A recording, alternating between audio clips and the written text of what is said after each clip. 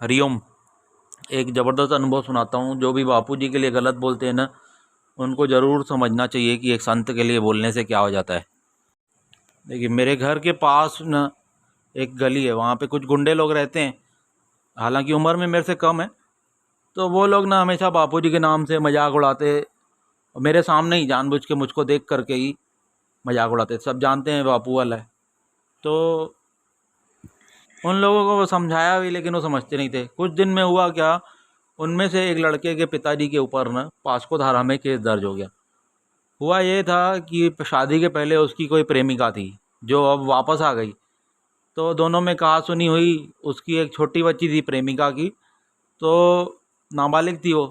अब उससे छेड़छाड़ का मुकदमा उसने दर्ज करवा दिया, तो पॉस्को धारा के अंतर्गत केस बन गया। तो ये हो गया अंदर लड़के का पिताजी। और बेल हो ही नहीं रही थी, उसमें बेल होती नहीं 6 महीने तक। आखिर में हुआ क्या कि 20 लाख रुपए इन्होंने कुछ बाहर इनको दे करके और सेटलमेंट किया।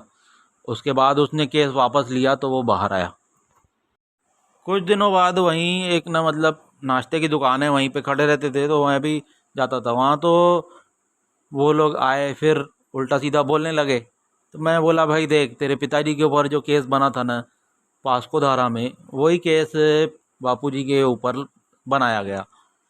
और आश्चर्य की बात बताऊं, वो लड़का ना उसी समय समझ गया।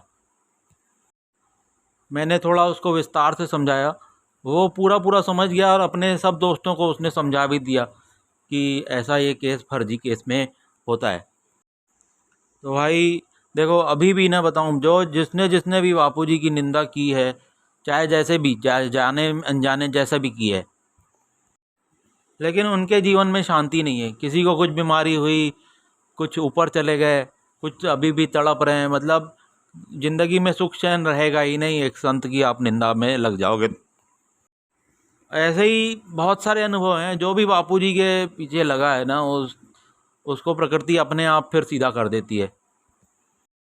अब देखो ना, वो जो बापूजी के मजाक उड़ाते थे और जानबूझ के मेरे सामने ही मेरे को कुछ दुख देने के लिए ही करते थे, तो वो सीधाई से नहीं समझ रहे थे। लेकिन जब उसके पिताजी के ऊपर ही उसी धारा में केस बना, जिस धारा में बापूजी को गिरफ्तार किया गया, तो उसके बाद जब बात हुई तो वो तुरंत समझ गया। 2 मिनट के अंदर ही उसने मान लिया कि बापूजी के ऊपर फर्जी केस है।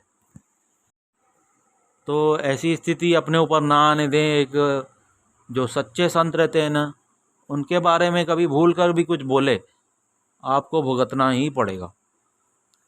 तो ये अनुभव आपको अच्छा लगा हो, चैनल को सब्सक्राइब कर देना। और इसके पहले वाला ना अनुभव भी बहुत बढ़िया है। एक साधक को सड़क पे ही, मतलब एक साधक नहीं था उस समय, एक भाई को बापूजी ने सड़क पे, जोधपुर के सड़क पे ही दीक्षा दे दी। उनके आने जाने की व्यवस्था सब कुछ बापूजी के द्वारा कह लो, चाहे भगवान के द्वारा, प्रकृति के द्वारा हो गया, और उसको दीक्षा मिल गई।